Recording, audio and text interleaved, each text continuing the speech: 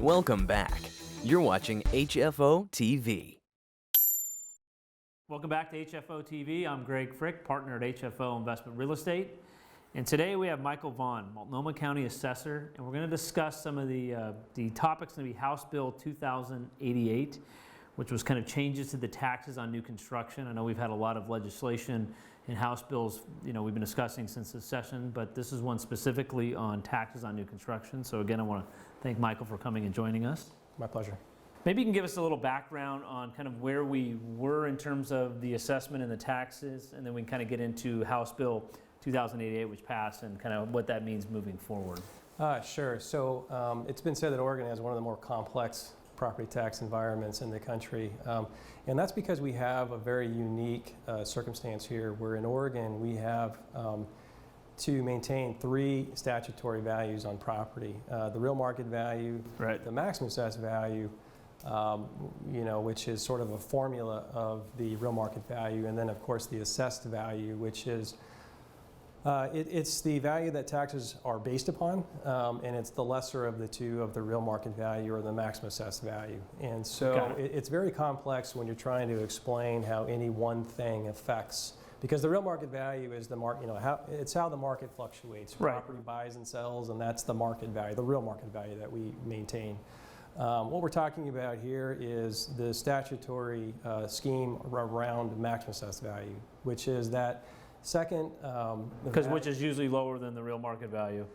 So that's where the tax. Right, it goes on at a formula to the real market value. Got it, okay. And it's one of the more complex to explain, because there's the rule that says once it's established, it can't really change by more than 3% unless there's an exception event, right? So there's the exceptions to the rule. Got it. And it's got to be one of these 5 or 6 exceptions that then triggers it to go by more than 3%. Okay. So in terms of House Bill 2088, it really addresses how the maximum assessed value is developed. Okay. And this is on a go-forward basis, right? So it's not looking back, it's moving forward on newer. It's not looking back, exactly. Got it. So everything that's established, the real market value and maximum assessed value, that's all going to stay the same or deal with in the market. But going forward, this bill affects the maximum assessed value and how it's calculated. Now, it only affects Multnomah County, and the way that it reads is any city that's within a county of 700,000 in population or greater. So that's just Multnomah County. So it's just cities within Multnomah County. Right. Yeah. And so now, if a county, things go crazy down into chutes and they get over that population, they can incorporate something like this. It's possible. It is. Okay. Yeah, it is. So basically, in a nutshell, what this bill is attempting to accomplish, and how we'll administer it in the assessment office, is looking at it from a perspective of when one of the exception events occur, and something is changed to a property. So I always use the example of vacant land.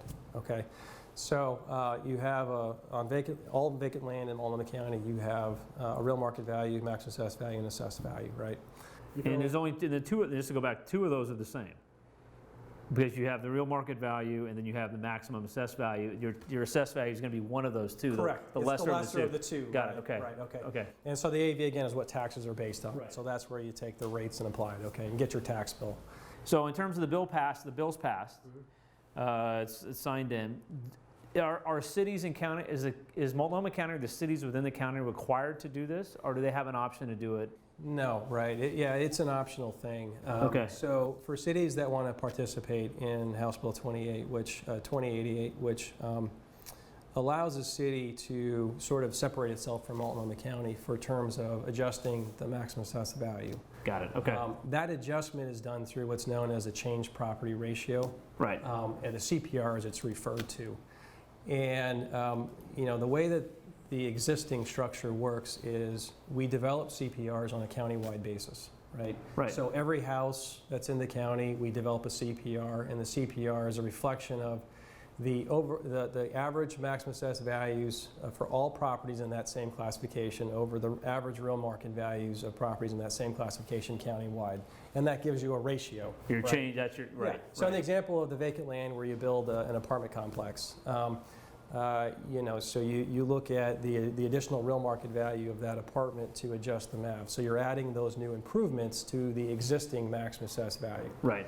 So for purposes of how it worked previously, before 2088, is we would then look at the countywide ratio and then multiply it by the value of the new improvements and then add it to the value. So that's where you get your, that's how you get, right. Right. So let's just say the apartment was $1 million, right? So we would then multiply it by the CPR that's for this year for Multnomah County is 33%.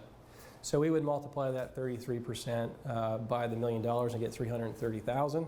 We would add it to the existing maximum assessed value, and then that's how that factors. That's how your tax, got it. That's right. So for a city decides to participate in this bill, and what the bill is doing is allowing a city the option through a public process and everything to say we want to have our own area for developing the change property. Because right now you're in all of Multnomah County. Right now you're in all of Multnomah, right. East Multnomah County, West Multnomah County, it's all within the same. Correct. And is the change property ratio, is that by product type?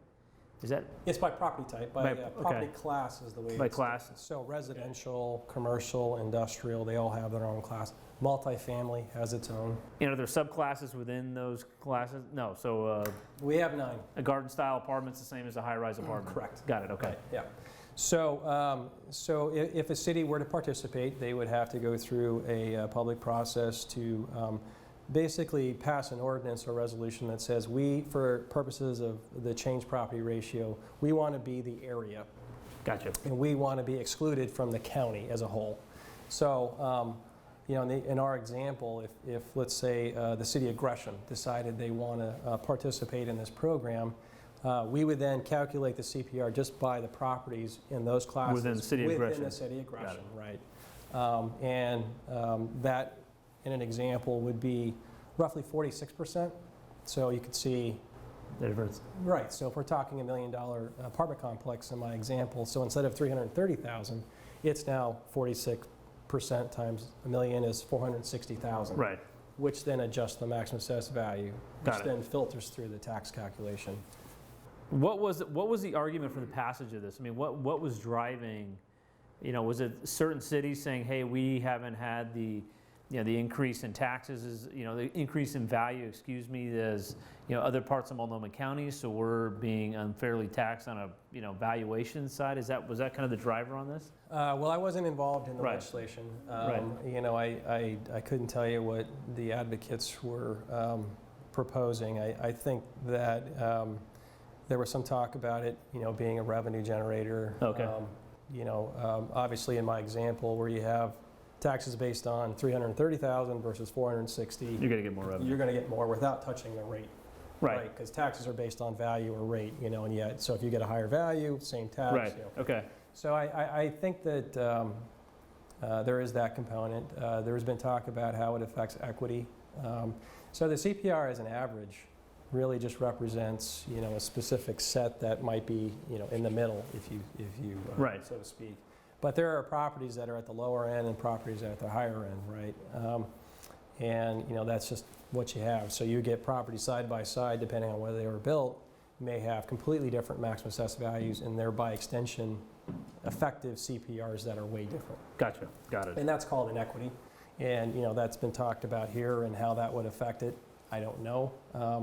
We'll see how it all how it all plays out, but there is a revenue component here. And when does this take effect? Is it this? I mean, I know Oregon's property taxes go from July 1st to June from the assessments. Is this taking effect now, or is this following tax? So the take effect date is the 2019-2020 tax year. Got it. Okay. So the assessment year is July 1 through June 30th, right? But everything is based as of January 1st. Right. So the existing condition of the property. Got it. So there is a provision in this that allows a city to request for earlier adoption, which would be by my permission, basically, for the 18-19 tax year. Okay, so your year. So that would be next year to get in there. Okay. And now, we've talked a little bit about kind of what things could change. Does does a remodeling or extensive rehab or reposition of a property, is that going to trigger like a new construction? I mean, new construction, I understand it's it's land and you put a new building, you're going to have that's going to change the reassessment. What about on a remodeling or repurpose or something like that? Yeah, so anything that's over $10,000 in real market value in one day would sort of trigger, yeah, right, to move beyond the 3%. So remodeling, it depends. It depends if it's above that. If you're talking about painting the side of a building, generally not. But if you're talking about new kitchens, flooring, the total gut and change, that would definitely be something that could trigger this. Okay. Gotcha. And so then it's a matter, for you being from the county, you just kind of have to sit and wait and see what cities opt in. Right. And then basically your comps or your comparables are going to go from Multnomah County down to these individual cities. Right. Once the cities, and what I anticipate to happen is each of the cities who can participate will contact me and ask what's the best sort of scenario for us. Got it. The bill does limit the amount of times a city can do this, so it's once every 5 years to participate in or remove themselves from the program. And once they do, and they have to notify me by January 1st for the upcoming tax season. Right. If they do choose to participate, then they have to send me that notification, and then essentially the assessment cycle is the same. I look at the condition of the property as of that January 1 date, but tax bills don't go out in the mail until October. Right. So there's that time period where I can then calculate the new CPR and then look at how things are going to be affected for properties in those cities. If a city opts in on this, are you now excluding that city when you're doing the CPR for the rest of the county? No. The way that we intend to administer it is the city itself will get its enclosed CPR, but those accounts are still in the county. So those will still, okay. It will still be a part of the county CPR calculation. Got it. We're going to have some more reports to do, I think. You're going to have more comps will be coming in twice, yes. Yeah. And so what is this compared to other, state, I don't know how familiar you are, is this kind of, I know you said we have one of the more complicated property tax systems in the country. Is this bringing us more towards, not as complicated, or is what's your kind of take on that? Well, so right now we deal with the inequities between counties, right? So Clackamas County will have their one set of CPRs compared to ours, and now we're sort of bringing that challenge internal into Multnomah County. So we have roughly 6 cities in Multnomah that could apply for this and participate. Really only 4 or 5 that meaningfully will. Got it. And so if you start looking at, we have 9 CPRs that we calculate on a countywide basis. Now we're going to have to do 9 times, 9 plus another 9 plus another 9 times. So it gets more complex from an administrative standpoint, but also in explaining the outcome to a property tax owner. Right? They come in and they see, this adjustment one way or the other. This adjustment, I didn't vote on what's going on, why are taxes going up? Well, I have to explain this. So it makes our job a little more complex in the assessment office, but we're sort of used to that. For you guys. It's complex already. I don't think this makes it less complex. I think it sort of adds to that. But I'm an administrator. So it is what it is. So it is what it is, and I try to figure out how to do it correctly. So you think is this more of cities opting in to generate more revenue, or is it more of cities opting in to where they can get excluded, so then their change ratio is not affected by, as an example of, Gresham's housing's here, Portland's housing's gone like this. Gresham opts in to where they can say, hey, the part of the the comparables we're looking at are not Portland anymore. In essence, not raising their tax, maybe lowering or keeping them where they are. Is that kind of the driver maybe, or is it? It's hard for me to speculate on that. Right. I can only look at the consequence of, in this scenario, I looked at Multnomah and then looked at the city of Gresham. Got it. If we were to do it for this year. Right. And the ratio goes up. Okay. For the city of Gresham. So whether they're doing it for the revenue's sake, I couldn't tell you. Right. But the result is that if the rate stays the same, and under the $1 million example, we put $460,000 on the tax bill versus $330, you're going to get an extra $130 in taxable value. Right. So the result will be more revenue under that scenario. In a city opting in, it's on all property types. Correct. They can't just say we're coming in on the residential side, but let's keep it. Correct. Yeah. Okay. Yeah. So once they're in, they're in. Once they're in for 5 years. So there can't be any change. Got it. Wow, it's going to be interesting to see how this. So when do they have to notify you? By the end of the year? So the bill requires them to notify us by January 1st, on or before. And for, if any city is interested before 2019-20 Right. tax season, they can contact our office the end of this year, preferably November, December-ish, and kind of give us a heads up which way they're going. And if they'd like to do it for the upcoming tax year, 18-19, we could take a look at that. We're going through a systems conversion in assessment, and so it's tough to roll that out and also kind of deal with these substantial changes to the system. So we're kind of playing with that a little bit, and it's more likely that we'll be looking at the 19-20 taxes. But they have to notify us before January 1st. So for owners, apartment owners, developers, the big question is going to be, wherever your property's located, is that city opting in?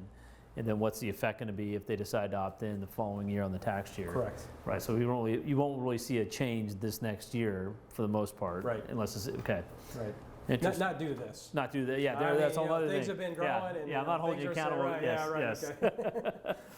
Is there, so in terms of just the property tax, I mean, we get asked, it's kind of off of, the House bill, but, we get asked for, people from California, investors from out of state, just have a hard time grasping how, on a purchase or a transfer, how property taxes, maybe you can just take a couple minutes and just enlighten how that works. I've got a building that's, it's got a maximum assessed value of $1 million. It's, it sells for $2 million. What does that change do in terms of the taxes individually, and how does that affect the whole county? Yeah, it is interesting because I know in California they have Prop 13, which we hear about all the time. Yes. And that is a reset of the taxable value on a sale of a property, right? Well, Oregon doesn't have that, right? So we have the 3 statutory values, again, the real market value, maximum assessed value, and assessed value. Real market value can bounce around. Right. I mean, 2004 through 8, it was just skyrocketing across all segments. We hit a recession, things dropped 25, 50% depending on the class. But then we have the maximum assessed value that, regardless of what's going out in the market, is once it's established, and it's established. Right. It doesn't care what the market is doing. So it's really that strategic or statutory formula that we follow, and it grows at 3% as the rule. And it can only be changed based on some exceptions to that rule. New properties. New properties, massive remodel, subdivisions, Right. You tear down a structure, that kind of thing. So repurpose, does that count? As if I've got an old industrial building and I want to repurpose it as an office, a change of use, is that triggered? Yeah, so there is a provision that one of the exceptions is rezoned and used consistently with the rezoning. So if it's rezoned and let's say it goes from office and it's rezoned to industrial and they tear it down, or they use part of it and turn it into industrial, that could be a maximum assessed value trigger, and that would cause it to do something different than 3%, right? So if Portland does a comprehensive replan where they're rezoning swaths of the city of Portland from industrial to office, does that trigger that? Or you actually have to wait for?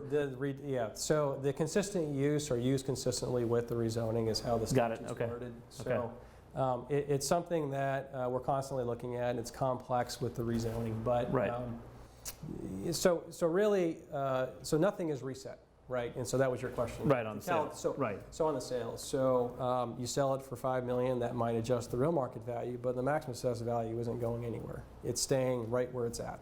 And in fact, what I was talking about is that change property ratio. For multifamily, here's the example, is the ratio currently is 33%. That means the average is of maximum assessed value compared to real market value is that maximum assessed value is 33% of the real market value. So the real market value is skyrocketing for obvious reasons, but that MAV is staying very low. And low, the 33. That's right. So nothing is reset there. And so we constantly have to explain that in the assessment, especially people moving from the out of state. How does this work? And so we take them through the formula. Now I've been doing this for over 15 years, so I'm finally feeling comfortable with it. And so when we try to explain it to folks for the first time, it's usually the deer in headlights. That's okay. I was there, so we try to make it easier and understandable. But there are so many nuances and complexities to it Yeah. that it makes it very difficult to say, here's the one thing that's attributable to your taxes. Right, right. Because we have value, and the other side of the equation is rate, and that is what your tax bill is, right? And so explaining where maybe we got a new bond measure, right? Right, it's So going to that- change the rate. So that rate goes up, and Right. if your value stayed the same, your tax bill still goes up. If you change your property, tax or rate stays the same, may go up, that kind of thing. So it's really just sort of talking about it as a math nerd, if you will, how things work, and it's never easy. No, I know, we get asked that all the time. We'll have people ask in terms, California's a good example because we're right next door. Mm-hmm.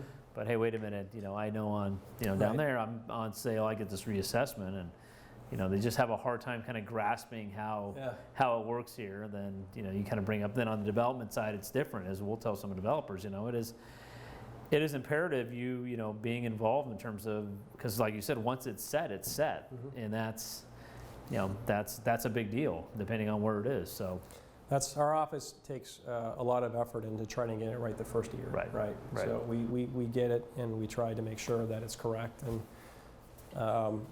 partnerships with developers, property owners is important. Yeah. If we don't have it right, we want to know so we can, that sort of thing. But we're always happy to explain it and try to work with people. Good. Okay. Yeah. Well, thank you for coming. It was very informative. If you want more information, you can just go to the website below.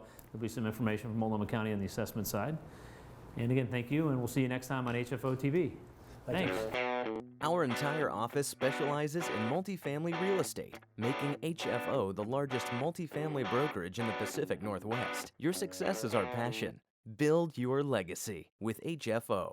Call 503-241-5541 or visit our website at hfore.com for more information.